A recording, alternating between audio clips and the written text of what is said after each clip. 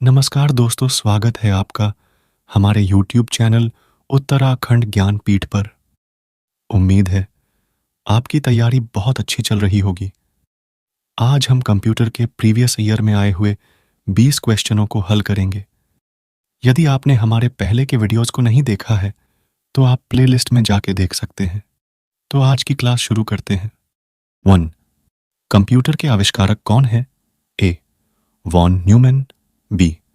जे. S. Kilby, C. Charles Babbage, D. इनमें से कोई नहीं। सही उत्तर है चार्ल्स बैबेज। इंग्लिश गणितज्ञ और आविष्कारक चार्ल्स बैबेज को प्रथम मैकेनिकल कंप्यूटर का आविष्कार करने के लिए जाना जाता है, जिससे अधिक जटिल इलेक्ट्रॉनिक डिजाइनों को बढ़ावा मिला। 1837 में उनके द्वारा आविष्कृत एनालिटिकल इंजन में arithmetic logic unit, basic flow control और एकीकृत मेमोरी अंतर्विष्ट थी, जिसे प्रथम जनरल पर्पस कंप्यूटर कॉन्सेप्ट कहा जाता था। 2. सबसे पहला कंप्यूटर का नाम क्या था? ए. अटारिस, बी. इनियक, सी. टैंडी, डी. नोवेला। सही उत्तर है एनियक। सबसे पहला कंप्यूटर एनियक था। यह अमेरिका के शहर फिलाडेल्फिया में सन 1945 में बनाया गया था। इसका फुल फॉर्म है electronic numerical integrator and computer. 3. आधुनिक कंप्यूटर की खोज सर्वप्रथम कब हुई? ए. 1949, बी. 1951, सी. 1946, डी. 1947। सही उत्तर है 1946। एलन ट्यूरिंग को आधुनिक कंप्यूटर का जनक कहा जाता है। उन्होंने ट्यूरिंग मशीन का आविष्कार किया, जो एल्गोरिदम और संगणना की अवधारणा के लिए जिम्मेदार है। उनका जन्म 23 जून 1912 को इंग्लैंड में हुआ था। 4. कंप्यूटर के क्षेत्र में महान क्रांति कब से आई? ए. 1977, बी. 2000, सी. 1955, डी. 1960। सही उत्तर है 1960। 5. सीपीयू के एएलयू में होते हैं? A. RM space, B. Register, C. Byte space, D. इनमें से सभी। सही उत्तर है रजिस्टर। 6. कंप्यूटर साक्षरता दिवस कब मनाया जाता है? ए. 5 दिसंबर, बी. 14 दिसंबर, सी. 22 दिसंबर, डी. 2 दिसंबर। सही उत्तर है 2 दिसंबर। विश्व कंप्यूटर साक्षरता दिवस हर वर्ष 2 दिसंबर को मनाया जाता है। 7. सीपीयू का पूर्ण रूप क्या है? A. Central processing unit, B. Central problem unit, C. Central processing union, D. इनमें से कोई नहीं। सही उत्तर है central processing unit. Central processing unit CPU computer में इलेक्ट्रॉनिक सर्किटरी है, जो कंप्यूटर प्रोग्राम के निर्देशों के अनुसार बुनियादी गणित, तार्किक, नियंत्रण और इनपुट आउटपुट के कार्यों को करता है। 8. इनमें से कौन सर्च इंजन नहीं है? A. Google, B. Yahoo, C. Baidu, D. Chrome. सही उत्तर है क्रोम। क्रोम एक सर्च इंजन नहीं है, क्योंकि यह एक वेब ब्राउज़र है जो वेब सर्वर पर मौजूद वेब पेजों से जानकारी को पुनः प्राप्त करने और देखने के लिए सर्च इंजन का उपयोग करता है। 9. निम्न में कौन इनपुट इकाई है? A. Mouse, B. Keyboard, C. Scanner, D. इनमें से सभी। सही उत्तर है इनमें से सभी। माउस, कीबोर्ड, स्कैनर ये तीनों ही इनपुट डिवाइस है। 10. 1 किलोबाइट केबी कितने बाइट के बराबर होते हैं? ए. 1024 बाइट, बी. 1024 मेगाबाइट, सी. 1024 गीगाबाइट, डी. इनमें से कोई नहीं। सही उत्तर है 1024 बाइट। 11. गणना और तुलना के लिए कंप्यूटर के किस भाग का प्रयोग किया जाता है? A. Disk unit, B. Modem, C. ALU, D. Control unit. सही उत्तर है एएलयू द्वारा। अरिथमेटिक लॉजिक यूनिट एएलयू द्वारा मुख्य रूप से जोड़ना, घटाना, गुणा करना, भाग, तार्किक और तुलनात्मक कार्य किए जाते हैं। 12. 1 गीगाबाइट जीबी कितने बाइट के बराबर होते हैं? ए. 1024 केबी, बी. 1024 एमबी, सी.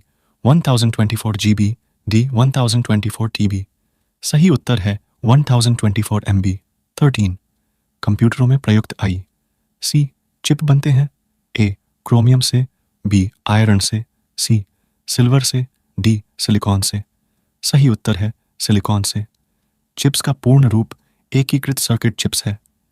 यह अर्धचालक सामग्री से बना होता है, जो सामान्य रूप से सिलिकॉन होता है। पहली मोनोलिथिक आईसी चिप का आविष्कार फेयरचाइल्ड सेमीकंडक्टर के रॉबर्ट नॉयस ने किया था।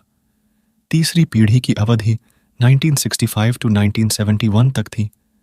तीसरी पीढ़ी के कंप्यूटर ट्रांजिस्टर के स्थान पर इंटीग्रेटेड सर्किट आईसी का इस्तेमाल करते थे। 14.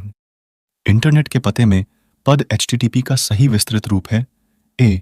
Higher text transfer protocol, B. Higher transfer text protocol, C. Hybrid text transfer protocol, D. Hyper text transfer protocol. सही उत्तर है hyper text transfer protocol. HTTP का अर्थ हाइपर टेक्स्ट ट्रांसफर प्रोटोकॉल है। हाइपर टेक्स्ट ट्रांसफर प्रोटोकॉल एक application protocol है जिसका उपयोग डेटा संचार के लिए किया जाता है। यह वर्ल्ड वाइड वेब में डेटा संचार का आधार है। यह वेब ब्राउज़र के लिए एक मानक प्रदान करता है जो उपयोगकर्ताओं को इंटरनेट पर जानकारी का आदान प्रदान करने की सुविधा प्रदान करता है। 15. किसी कंप्यूटर के प्रोग्राम में बच्चों द्वारा प्रयुक्त भाषा प्रायः कौन सी होती है? ए.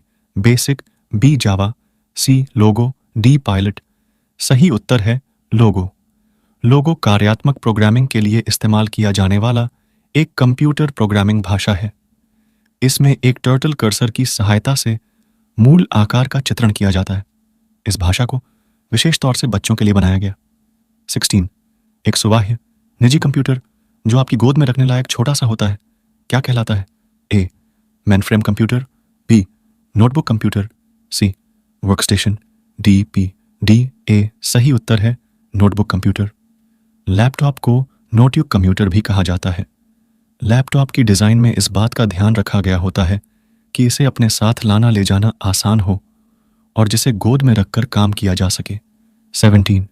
कोडांतरक एक प्रोग्राम है। वह निम्नलिखित में से किससे प्रोग्राम का रूपांतरण है? ए. मशीन से निम्न स्तर तक, बी. निम्न स्तर से उच्च स्तर तक, सी. उच्च स्तर से कोडांतरण तक, डी. कोडांतरण से मशीन तक। सही उत्तर है कोडांतरण से मशीन तक। कोडांतरक असेंबलर एक ऐसा प्रोग्राम है जो असेंबली भाषा को मशीन भाषा में परिवर्तित करता है। 18. मल्टीप्रोसेसिंग होती है। ए. एक प्रोसेसर द्वारा, बी. एक से अधिक प्रोसेसर द्वारा, सी. बिना किसी प्रोसेसर के, डी. इनमें से कोई नहीं। सही उत्तर है एक से अधिक प्रोसेसर द्वारा। प्रोसेसिंग सिस्टम में कंप्यूटर्स दो या अधिक CPU से आंतरिक रूप से संबंधित होते हुए एक साथ कई प्रोग्राम्स को निष्पादित करने की क्षमता भी रखते हैं। सिस्टम में विभिन्न स्वतंत्र प्रोग्राम्स से प्राप्त निर्देशों को एक ही समय में विभिन्न CPU द्वारा निष्पादित करने का काम किया जाता है। 19. निम्नलिखित में से ओन ऑप्टिकल मेमोरी है? A. Bubble memories, B. Floppy disk, C. CD-ROM, D. Core memories. सही उत्तर है CD-ROM। 20. CPU में कंट्रोल, मेमोरी और तीसरा कौन सा यूनिट होते हैं? A. Micro, B. Processor, C. Output, D. Arithmetic logic. सही उत्तर है अर्थमेटिक लॉजिक। CPU में कंट्रोल, मेमोरी और तीसरा अर्थमेटिक लॉजिक यूनिट होते हैं। तो ये थी आज की महत्वपूर्ण क्लास। सारे प्रीवियस ईयर में आए हुए क्वेश्चन हैं जो एग्जाम की दृष्टि से बहुत महत्वपूर्ण है। अगर आपको हमारी क्लास पसंद आई तो वीडियो को लाइक करें, चैनल को सब्सक्राइब करें और अपने दोस्तों के साथ वीडियो शेयर जरूर करें। Thank you.